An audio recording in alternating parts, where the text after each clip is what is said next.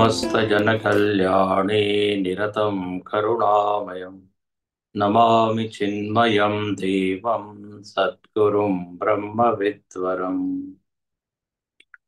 ॐ सहना भवतु सहनौ भुनक्तु सह वीर्यङ्करवावहै तेजस्विनावधीतमस्तु मा विद्विषावहै। ॐ शान्ति शान्ति शान्तिः। ॐ नमो भगवते वैवस्वताय मृत्यवे ब्रह्मविद्याचार्याय नचिकेतसे च।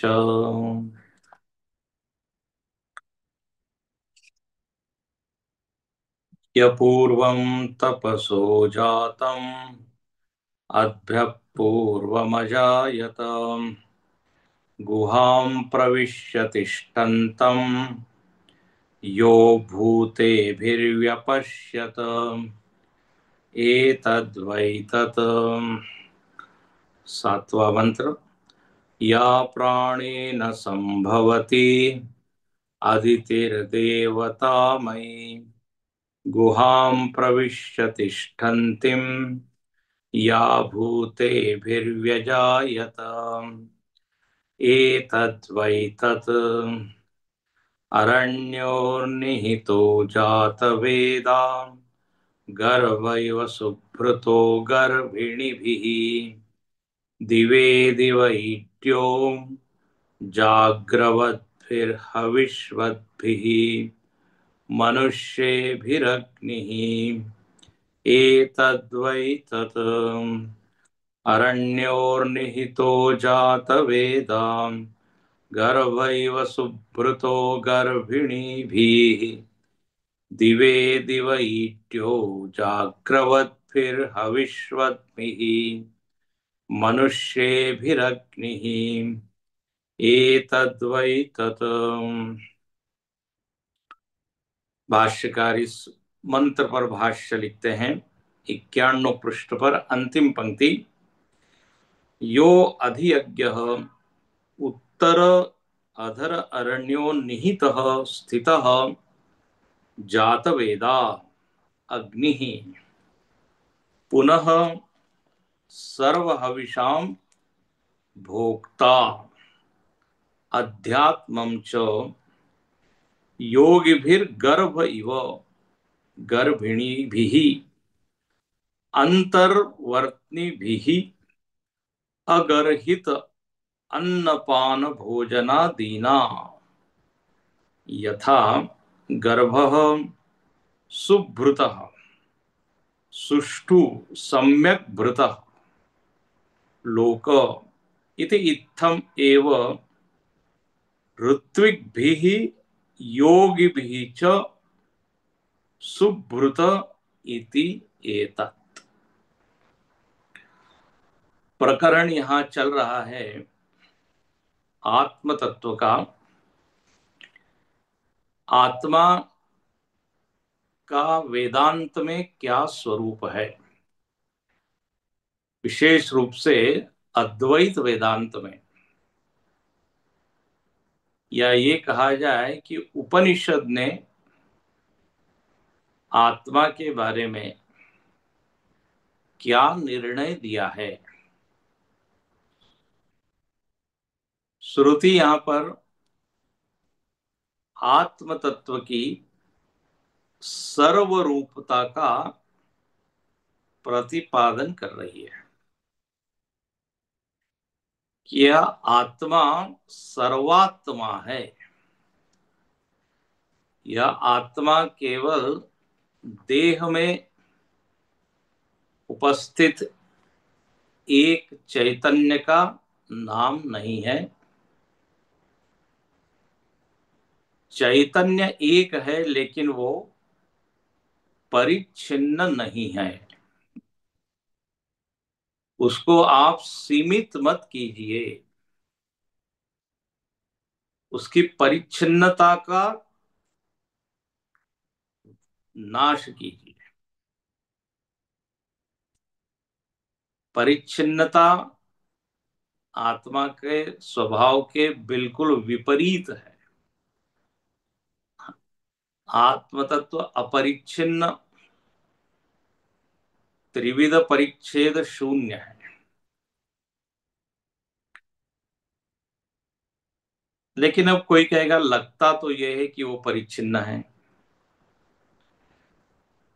तो उसमें आत्मा का दोष नहीं है, उपाधियों का दोष है। उपाधियां उस आत्मा को छिन्न भिन्न कर देती है, खंडित सी कर देती है। आत्मा अनेक है ये दिखाती है। ये उपाधियों के चलते आत्मा सर्वात्मा है ये हम नहीं जान पाते, क्योंकि उपाधियों में हमारी महत्व बुद्धि है, सत्य बुद्धि है। इसलिए उपाधि में भासने वाला जो चेतन है, सोपाधिक, उसी को सत्य मान लेते हैं। श्रुति यहां पूरा प्रयास कर रही है ये समझाने का कि आत्म तत्व एक ही है, चैतन्य एक ही है। वो क्या क्या रूप में अनुभव में आ सकता है, इसकी आपको कोई कल्पना नहीं है। वह चेतन ही ईश्वर के रूप में अनुभव में आता है, वह चैतन्य ही हिरण्यगर्भ का रूप ले लेता है, वह चैतन्य ही जीव रूप से भास रहा है, वो चैतन्य ही भोक्ता बन गया, विज्ञाता बन गया।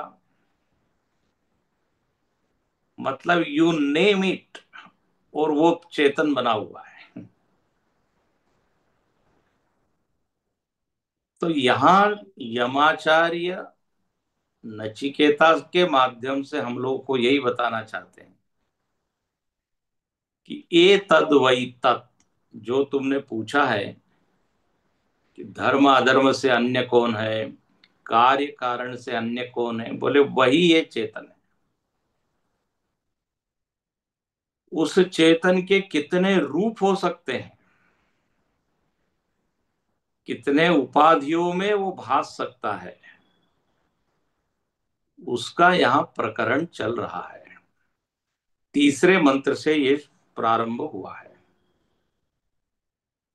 जैसे एक ही व्यक्ति तरह तरह के नाना रूप धरी, रामायण में तुलसीदास जी कहते हैं, तरह तरह के वेश धारण कर लेता है। उन वेशों का प्रभाव अलग होता है, ध्यान रखना। राजा का वेश धारण करता है तो उसका प्रभाव अलग, भिखारी का वेश धारण करता है तो प्रभाव अलग,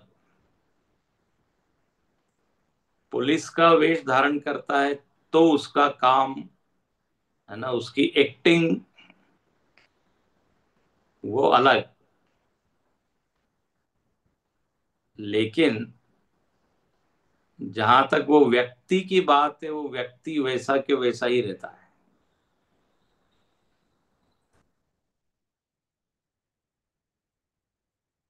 प्रायः हम लोगों का ध्यान उपाधियों पर रहता है, उपाधियों के गुण धर्मों पर रहता है, उसके प्रभाव स्वभाव पर रहता है। तो हम उस एक आत्मा का दर्शन नहीं कर पाते। We get carried away by उपाधिज, और तभी ये सब नानात्व, भेद, भिन्नता, इसका दर्शन होता है। उपाधि की धरातल से ही हम लोग देखते रहते हैं, उपाधि के स्तर से ही हम लोग किसी को नापते हैं, समझते हैं। लेकिन तत्व के धरातल से देखे तो फिर वहां कोई भेद नहीं दिखाई देगा। अब यहां कहा कि वही ब्रह्म तत्व हिरण्यगर्भ हुआ, समष्टि की उपाधि से वही हिरण्यगर्भ हो जाता है, फिर वही ये विराट बन जाता है, फिर यही हिरण्यगर्भ कर्मियों के लिए अग्नि तत्व के रूप में दिखाई पड़ता है। 8वें मंत्र में कहते हैं कि जो हवन कुंड में अग्नि है या अरणि में अग्नि है, निहित अरण्यो निहित जात वेदा, बोले वह अग्नि ही क्या है, ब्रह्म है, वही हिरण्यगर्भ है। तो कर्मी जो है, चूंकि उसकी महत्व बुद्धि उस अग्नि में है, तो अग्नि तत्व में उसका दर्शन कर रहा है। ऐसे ही जो योगी है, या दो लोगों का वर्णन है, एक है कर्मी और एक है योगी, एक है ऋत्विक और दूसरा है ध्यानाभ्यासी। तो बोले ये दोनों लोग ब्रह्म को ही देख रहे हैं, ब्रह्म में ही ध्यान लगा रहे हैं, लेकिन उनको ब्रह्म कहाँ दिख रहा है? तो बोले एक को अरणि में, अग्नि में, दूसरे को अपने हृदय में। ध्यानाभ्यासी को ब्रह्म का दर्शन हृदय में हो रहा है। तो बोले ये दोनों लोग तत्व का रक्षण करते हैं, वह तक मतलब विस्मृत नहीं होने देते। कैसे विस्मृत नहीं होने देते? तो उदाहरण यहां दिया, गर्भिणी। गर्भिणी जैसे गर्भ को भूलती नहीं, वह उसकी सुरक्षा में लगी रहती है। सुभृत, सम्यक भृत, उसका भरण पोषण करती है, उसका ध्यान रखती है। आप उसके जीवन को देखें तो बस उस गर्भ के आसपास ही उसका जीवन है, मतलब खाना पीना, उठना बैठना, कुछ भी करने के पहले वो उसको याद करेगी। अगरहित, हाँ क्या कहते हैं, गर्हित अन्नपान नहीं लेती। गर्हित का मतलब होता है जो निंदनीय है, जो उस शिशु के लिए उपयुक्त नहीं है, उचित नहीं है, तो उसका वो त्याग करती है। फुल प्रोटेक्शन, पूरी तरह उसी की रक्षण में उसका हर क्षण बीतता है। ये उदाहरण है। बोले ऐसे ही जो ऋत्विक है, वह अग्नि में ब्रह्म दृष्टि करने के कारण अग्नि को संभालता है, अग्नि का रक्षण करता है। जो उस कर्म में बाधा होगा, बाधा बनेगी, उसका वो त्याग करता है। उसका जो खान पान उठना बैठना वो भी उसको ध्यान में रखकर। बोले स्नान करना है, क्यों स्नान करना है? बोले मेरे को अग्निहोत्र करना है। तो अग्निहोत्र करने के लिए स्नान है। न कि शरीर की स्वच्छता के लिए। देखो, सामान्य व्यक्ति स्नान करता है क्यों? बोले शरीर गंदा हो गया, बिना नहाए अच्छा नहीं लग रहा है, तो वो नहा स्नान कर रहा है। तो वहां स्नान का प्रयोजन बिल्कुल एक लौकिक लौकिक उद्देश्य होगा। लेकिन जो ऋत्विक है वो कहता है नहीं, उसके बिना हम हवन नहीं कर सकते। तो हो गया ना, एक छोटी सी क्रिया वो भी समर्पित हो गई उस अग्नि के लिए, क्योंकि उसके लिए अग्नि ही भगवान है। ऐसे ही दूसरा जो वर्णन है योगी, योगी मतलब ध्यानाभ्यासी, या योगी मतलब योगासन करने वाला नहीं, जो ब्रह्म का ध्यान कर रहा है, जिसका ध्येय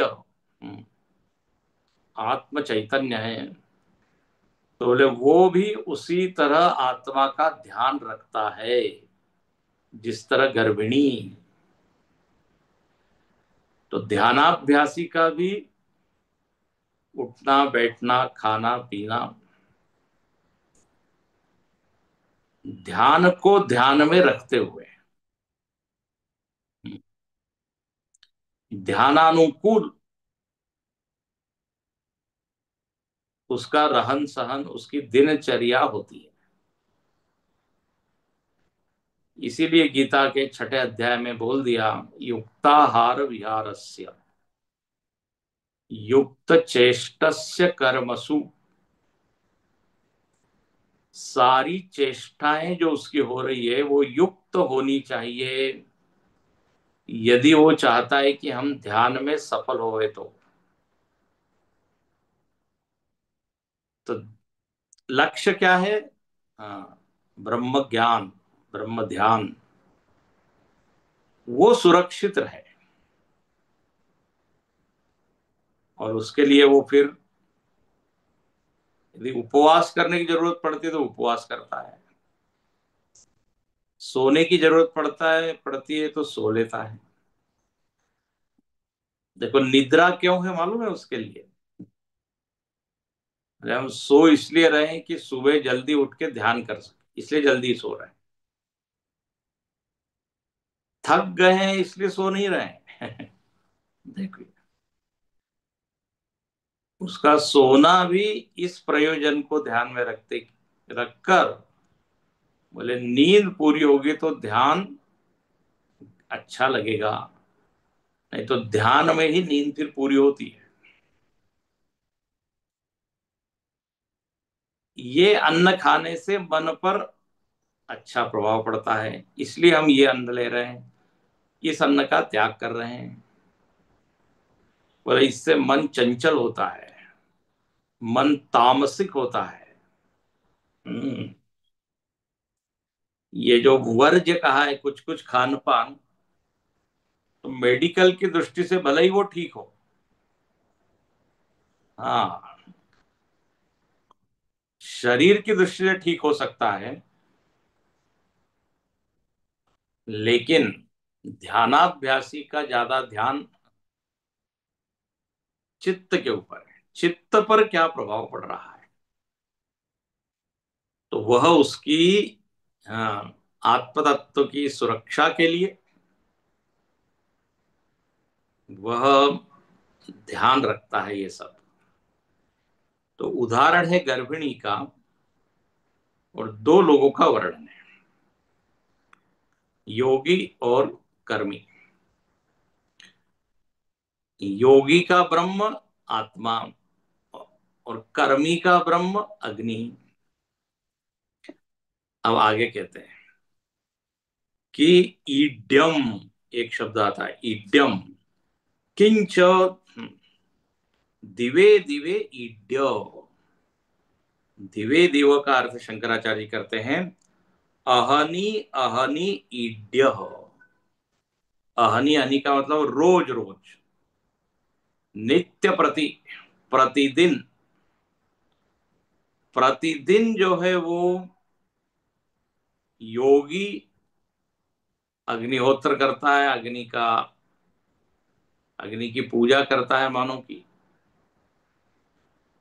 और ध्यानाभ्यासी ध्यान करता है।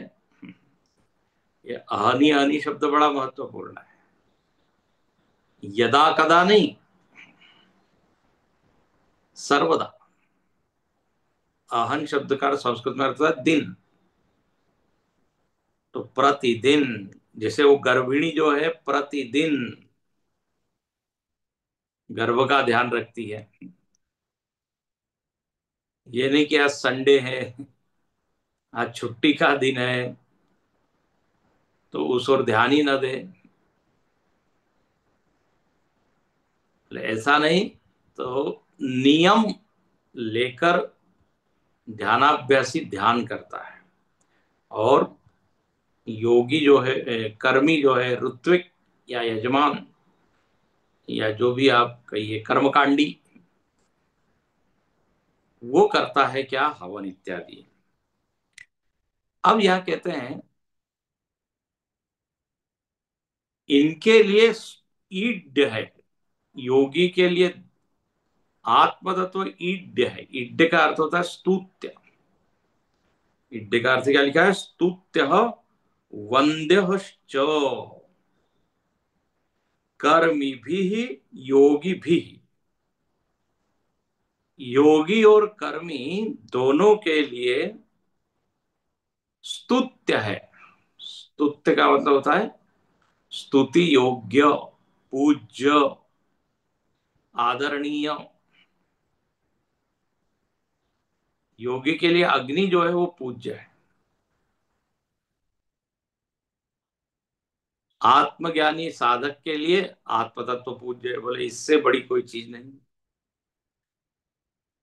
तो देखिए, जो स्तुत्य है उसकी स्तुति करनी चाहिए, उसकी वंदना करनी चाहिए। जो वंदनीय है उसकी यदि वंदना न करे तो अपराध हो जाता है। लेकिन एक बात है, हर व्यक्ति जो स्तुत्य है उसको स्तुत्य नहीं मान पाता। जिसकी पूजा करनी चाहिए, जिसको मान देना चाहिए, हर व्यक्ति नहीं देता। महत्व की जो चीज है उसको महत्व देना ये कर्तव्य है। लेकिन समाज में ऐसा देखा जाता है कि जितनी स्तुति उसकी होनी चाहिए नहीं हो रही।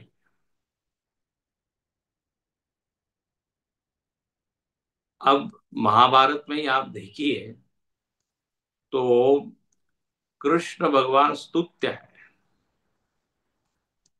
लेकिन दुर्योधन दुशासन को ये बात समझ में नहीं आई, शकुनी को ये बात समझ में नहीं आई। जो बात अर्जुन, भीम और भीष्म पितामह, द्रोणाचार्य, इनको समझ में आई है कि असल में तो कृष्ण ही परमात्मा है। कृष्णम वंदे जगत गुरुम, कृष्णस्तु भगवान स्वयं। हालांकि लोगों ने समझाया लेकिन नहीं समझे।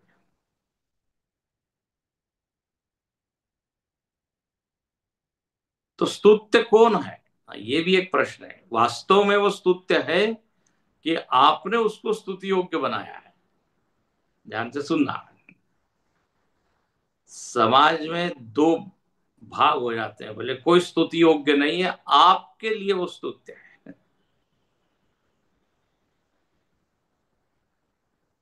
लेकिन देखिए, स्तुत्य कौन है, उसकी परिभाषा क्या करें? ये कोई रिलेटिव चीज है, आपेक्षिक कोई चीज है, कि कोई एब्सोल्यूट चीज है? स्तुति योग्य कौन है?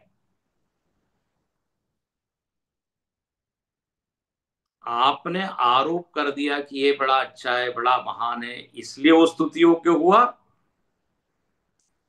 कि वास्तव में उसका स्वरूप ही है ऐसा कि व्यक्ति को झुकना ही चाहिए उसके सामने? तो इसको आप कैसे समझेंगे? कसौटी क्या है? तो ऐसा कहा शास्त्र ने, जो भी कोई व्यक्ति, वस्तु, क्रिया आपको परमात्मा की ओर ले जा रही है, मुक्ति की ओर ले जा रही है, जो मंगलकारी है, वो सब स्तुति योग्य है। ध्यान से सुनिए। जो दुख से मुक्ति देने में समर्थ हो, और हमेशा के लिए मुक्ति है, छोटी मोटी मुक्ति तो मिलती ही रहती है, लेकिन जिसमें वास्तव में हमारा हित हो वो स्तुत्य है। अब वो फिर चाहे एक पेड़ ही क्यों ना हो, पीपल हो, तुलसी हो, यदि उसको प्रणाम करने से मन में दिव्य भाव आ रहे हैं, पवित्र भाव आ रहे हैं, तो स्तुत्य है। सामान्य लोगों के लिए गंगा जी एक नदी है, लेकिन जो उसकी स्तुति करता है उसको ज्यादा लाभ मिलता है। जो केवल नहाता है तो उसका शरीर स्वच्छ होगा, लेकिन जो गंगा को भगवती मानता है, उसकी स्तुति करता है, पूजा करता है, तो फिर ज्यादा प्रभाव पड़ा कि नहीं उसके चित्त पर, तो वो स्तुत्य है।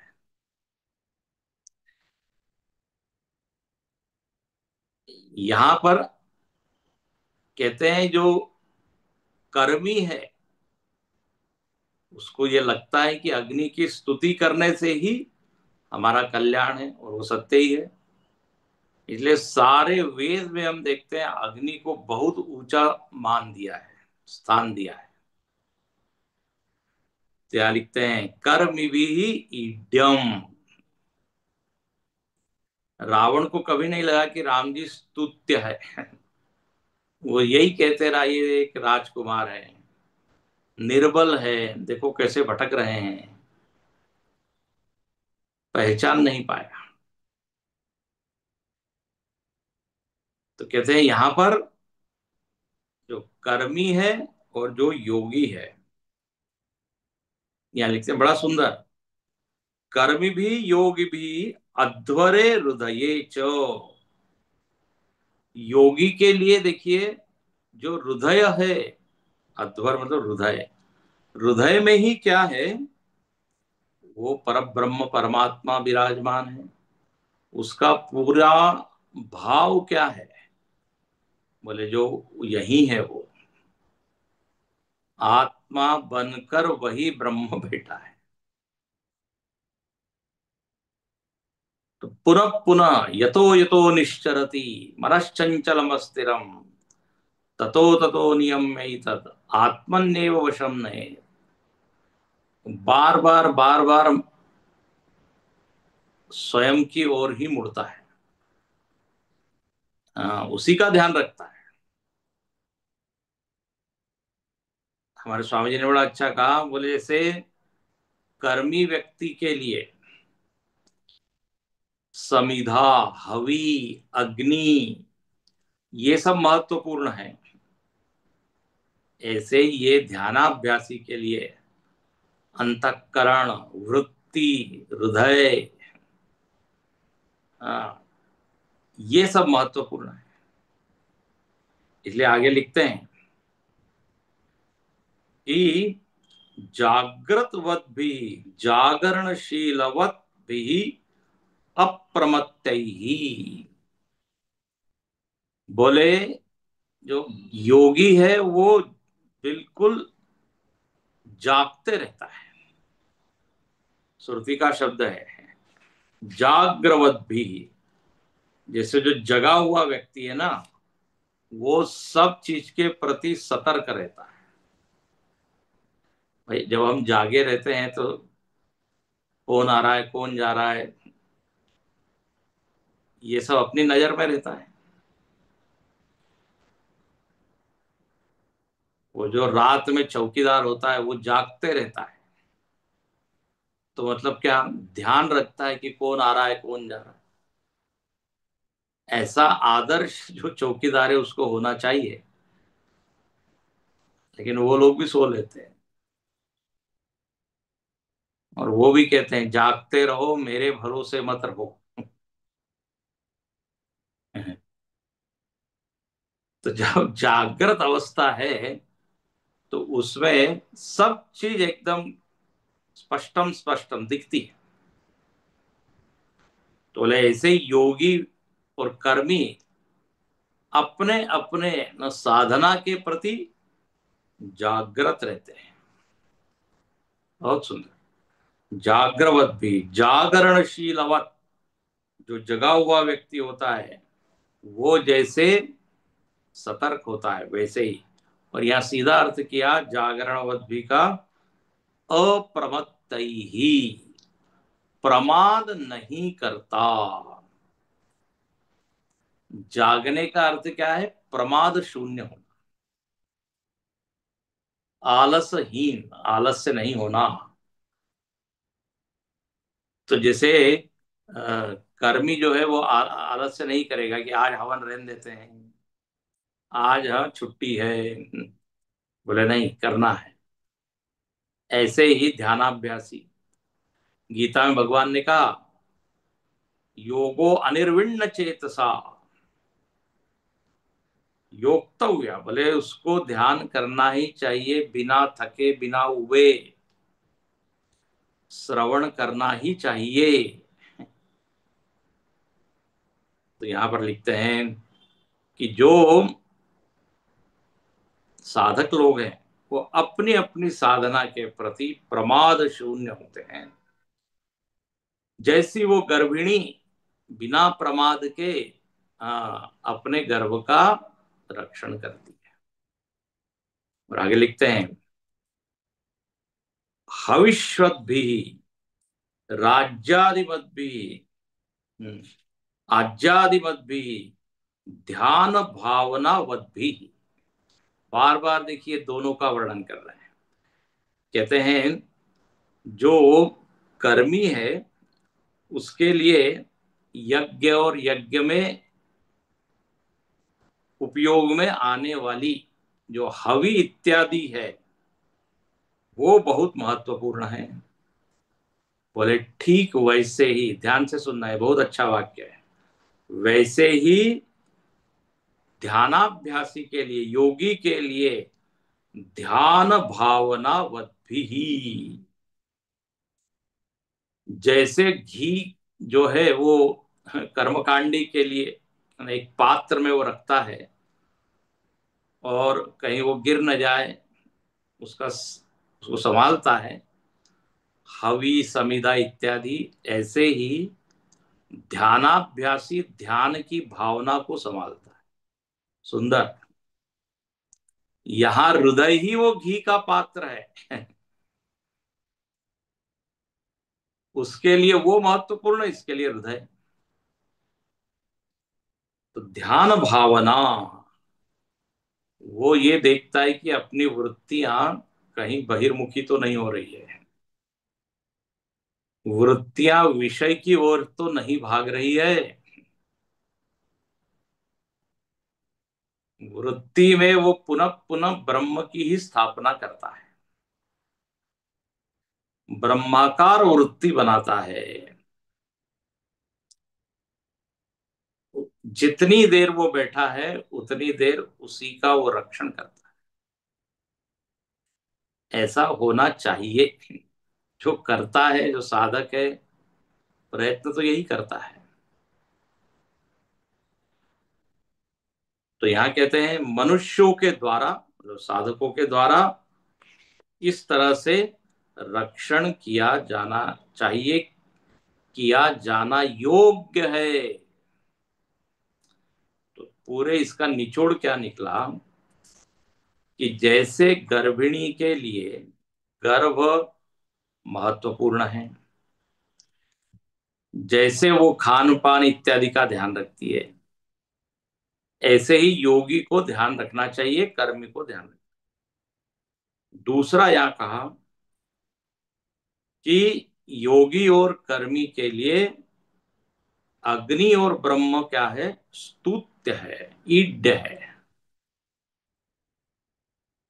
और देखिए, जो चीज हमारे लिए स्तुत्य होती है ना, फिर वही हमको प्रेरणा देने वाली होती है, ध्यान रखना।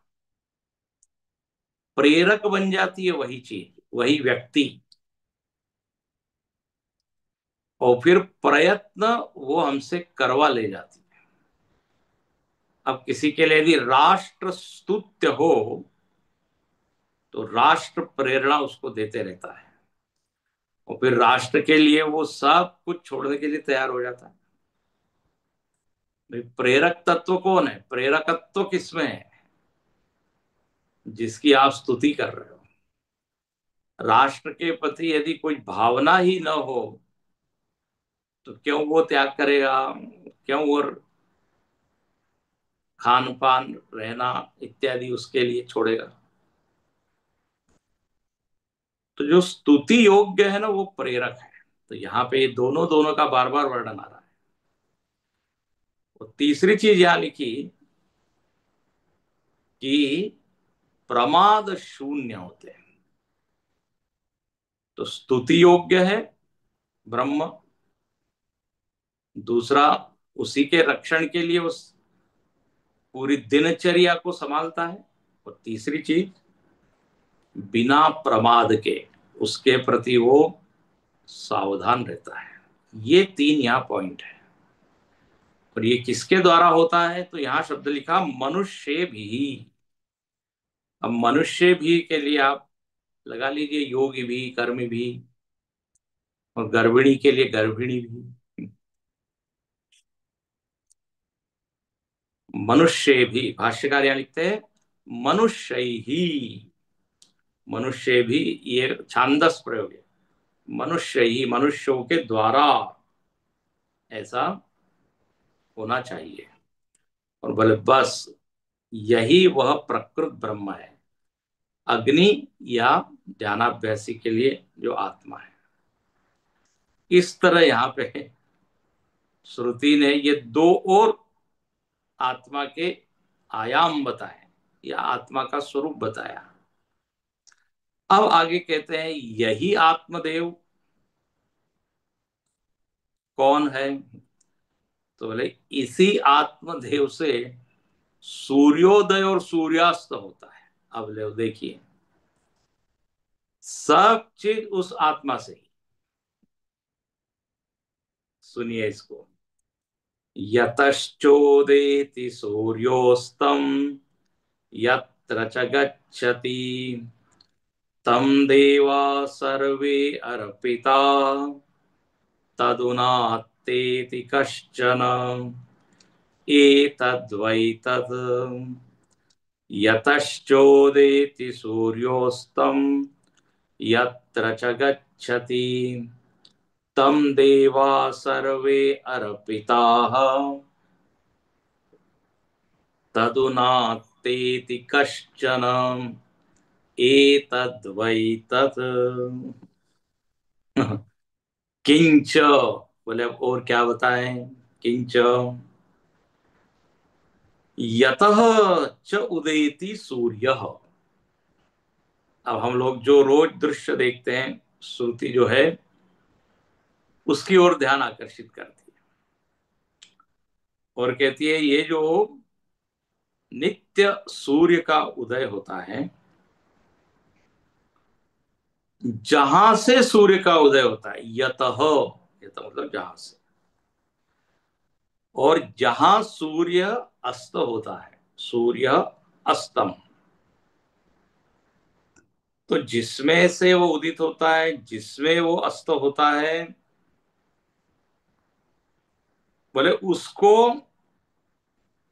तुमको पर ब्रह्म ही समझना चाहिए। ये आगे आएगा भाष्य में।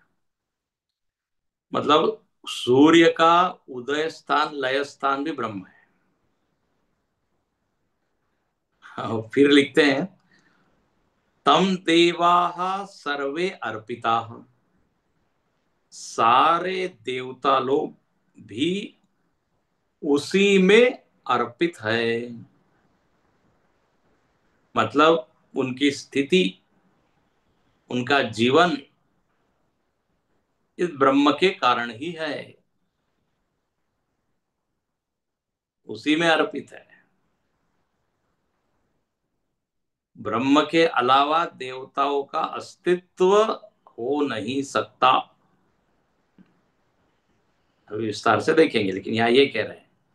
तो दो चीज बताई, सूर्य का उदय स्थान लय स्थान वही है, सारे देवता लोग वही अर्पित हैं।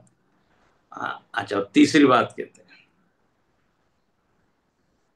तदु नास्तेति कश्चन। बोले उस ब्रह्म का कोई भी अतिक्रमण नहीं कर सकता।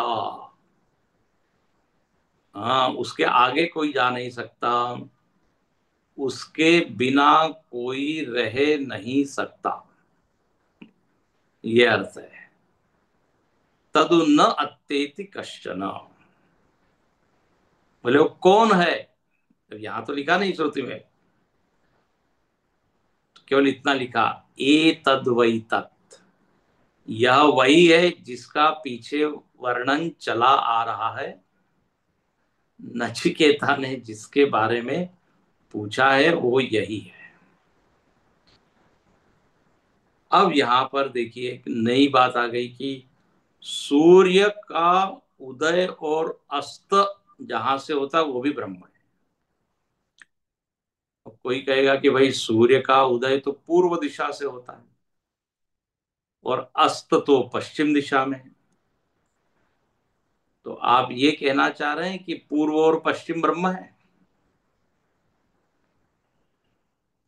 वो भी है ही अंततः, लेकिन इसको थोड़ा ठीक से समझे। कई बार वाच्यार्थ जो है वो घटित होता नहीं। वाच्यार्थ तो यही लग रहा है ना, पूर्व उदय स्थान है और लय स्थान अस्त स्थान क्या है, पश्चिम।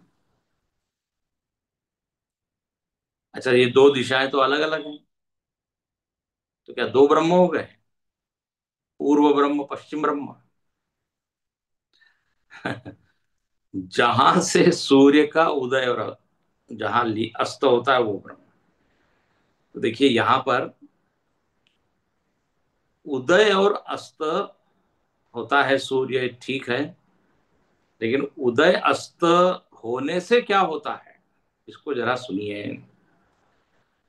सूर्य का उदय जब होता है तो दिन होता है, और अस्त होता है तो रात्र होती है, रात्रि, निशा। मतलब उदय अस्त का संबंध दिन और रात से। अच्छा, और दिन और रात का संबंध, तो बोले दिन और रात ब्रह्म है, ऐसा बोल दे? बोले नहीं, थोड़ा और आगे चलिए। दिन और रात का संबंध जागृत और स्वप्न से है, जागृत और सुषुप्ति से है। तो जिसके कारण जागृत और स्वप्न का अनुभव हो रहा है वो ब्रह्म है। अब देखिए आया ना अर्थ। इसलिए लक्षार्थ की काफी जरूरत पड़ती है, हर जगह नहीं, लेकिन कभी कभी। तो सूर्य का संबंध दिन रात से, दिन रात का संबंध जागृत स्वप्न से, और ये जागृत स्वप्न, इसका अधिष्ठान कौन है? तो बोले इसका अधिष्ठान आत्मदेव है। इस आत्मदेव में ही सुषुप्ति अवस्था आती है, आत्मदेव से ही जागृत अवस्था का अनुभव होता है। तो जो यतः है ना, यतः जहां से सूर्य उदय और लीन होता है, मतलब जहां से दिन और रात होते हैं, मतलब जहां से दिन जागृत और स्वप्न का अनुभव होता है, जिससे वो ब्रह्म है, वह अहमर्थ है। देखो कैसा ये अर्थ है, सीधा तो समझ में आता नहीं है। तो किसी ने कहा सोना जागना कहाँ होता है, सोने जागने का अधिष्ठान भाई उदय और अस्त होता है ना सूर्य, तो सूर्य के उदय होने से हम जागते हैं, सूर्य के लीन होने से हम सोते हैं। तो हमारा उदय स्थान और लय स्थान क्या है? बोले आपने सूर्य को जोड़ा दिन रात से, और दिन रात को जोड़ा जागृत और स्वप्न से, ठीक है। तो जागते और सोते हम कहाँ है, उसका अधिष्ठान क्या है? तो किसी ने कहा कमरा है, कमरा, कमरे में ही जागृत अवस्था आती, कमरे में ही हम सोते हैं। किसी ने तो कहा बिस्तर, बिस्तर ही अधिष्ठान है जागृत और स्वप्न का, जागृत और सुषुप्ति का, इसलिए बिस्तर ही ब्रह्म है। वाह वाह वाह, क्या बढ़िया अर्थ है। तो जागृत स्वप्न सुषुप्ति का अधिष्ठान कमरा नहीं है, या ये जगत नहीं है, बल्कि जब सुषुप्ति में जाते हैं तो बिस्तर और कमरा और जगत सब लीन होता है, वो थोड़ी अधिष्ठान होगा। तो यहां पर एक अद्भुत नई चीज, अभी तक जो चल रहा है उससे थोड़ा सा अलग से यहां बताया कि आत्मा तीनों अवस्थाओं का अधिष्ठान है, लेकिन उसको सीधे सीधे न बता के सूर्य से जोड़ा है। नहीं तो सीधा बोल सकते थे ना, जागृत स्वप्न सुषुप्ति का जो अधिष्ठान है, जहां से जागृत अवस्था उत्पन्न होती है और लीन होती है, जहां स्वप्न अवस्था उदित होती है, लीन होती है। लेकिन यहां पर उस ब्रह्म की महिमा थोड़ी ज्यादा बतानी है, इसलिए कहा कि सूर्य जहां से उदित होता है और अस्त होता है। अच्छा, फिर दूसरा लिखते हैं कि सारे देवता वहीं अर्पित है। तो अब यहां देवता का अर्थ क्या होगा? भाष्यकार अर्थ करते हैं देवता का अर्थ है इंद्रियां, वागादि इंद्रियां। जैसे सूर्य के उदय अस्त को हमने जोड़ा जागृत स्वप्न से, उसका ये लक्षार्थ दिया, ऐसे ही देवता अर्पित है आत्मा में या ब्रह्म में। मतलब क्या? तो वागादि जो इंद्रियां हैं, अब ये आध्यात्मिक जो चीज है इंद्रिया, इसमें अपना, इसके साथ अपना संबंध है, तो अध्यात्म। तो ये वाग इंद्रिया, कर्मेंद्रिया, ज्ञानेन्द्रिया, ये जहां अर्पित है, मतलब इंद्रियां इस आत्मदेव के बिना काम नहीं करती। सत्ता चेतना देने वाला ये आत्मदेव है। देख, ध्यान रखना, इंद्रियों की अपनी अपनी विशेषता है, उनकी पृथक पृथक सामर्थ्य है। आंख देख सकती है, कान सुन सकते हैं, लेकिन ये सब इंद्रियां काम कब करती है? जब आत्म चैतन्य उपस्थित हो। भाष्यकार यहां उदाहरण देते हैं इसके लिए, अरा इव रथ नाभौ। जैसे एक पहिया होता है, व्हील होती है, उसमें हब होता है, और अलग अलग अरे उसको कहते हैं, ताड़ियां जो कहते हैं। तो वो अरे सब के सब अर्पित होते हैं नाभि में। ये उपनिषद का उदाहरण है, उपनिषद में पहले भी आया है। नाभियों से वो, नाभि से सारे अरे जुड़े रहते हैं। नाभि यदि टूट गई तो अरे जो है वो बिखर जाते हैं। अरे एक दूसरे से स्वतंत्र हैं, एक दूसरे से भिन्न है, लेकिन उन सब की स्थिति बिना उस नाभि के नहीं है। ऐसे ये इंद्रियां स्वतंत्र हैं, आंख नाक नहीं है, नाक नेत्र नहीं है, रसना स्पर्शेंद्रिय नहीं है, लेकिन सारी इंद्रियों की प्रवृत्ति तभी हो पाती है जब चैतन्य हो। इसको कहेंगे अर्पित इसलिए श्रुति की भाषा में क्या कहेंगे, सारे देव अर्पित है इस आत्मा। मानो कि सारी इंद्रियों ने समर्पण किया हुआ है आत्मदेव को। महाराज आप है तभी हम हैं, हम आपकी शरण में हैं, आपके बिना हम क्या। इसको कहते हैं अविनाभाव। अविनाभाव, जिसके बिना हम नहीं रह सके।